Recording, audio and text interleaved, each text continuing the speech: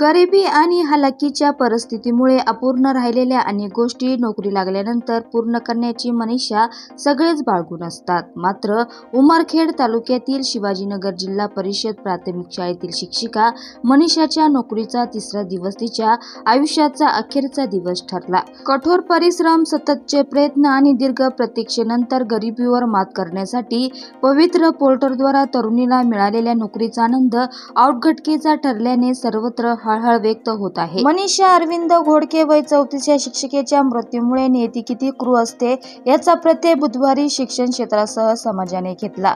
जिल्हा परिषद प्राथमिक शाळेतील पहिलीच नियुक्ती, त्यात मुलीचा वाढदिवस शाळेतील विद्यार्थ्यांसोबत साजरा करावा म्हणून शाळेत चॉकलेट घेऊन निघालेल्या मनीषा यांचा साडीचा पदर दुचाकीच्या चाकात अडकला आणि अपघात झाला. दवाखान्यात उपचारासाठी नेत असताना मनीषा यांचा मृत्यू झाला.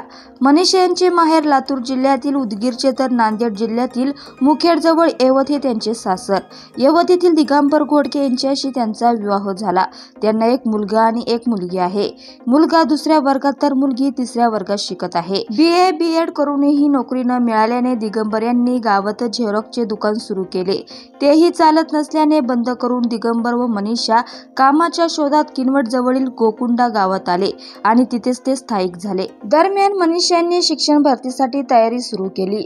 अभियोग्यता परीक्षेत गुणवत्ता यादीत आल्यानंतर पवित्र पोर्टलद्वारा त्यांची यवतमाळ जिल्हा परिषदेत निवड झाली. संपूर्ण प्रक्रिया होऊन त्यांना उमरखेड तालुक्यातील कोर्टा केंद्रातील शिवाजीनगर 2 ह्या प्राथमिक शाळेत नियुक्ती करण्यात आली. नोकरीमुळे गरिबी आणि हलाखीची परिस्थिती दूर होईल म्हणून सर्व कुटुंबीय आनंदात होते.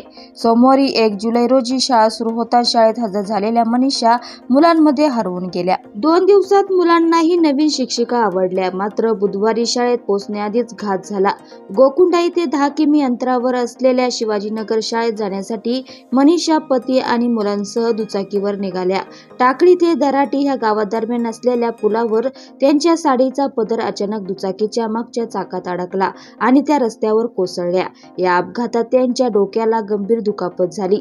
पतीने त्यांना तातडीने आदिलाबाद येथे उपचारासाठी नेले, पण दवाखान्यात पोहोचण्यापूर्वीच मनीषा यांचा मृत्यू झाला.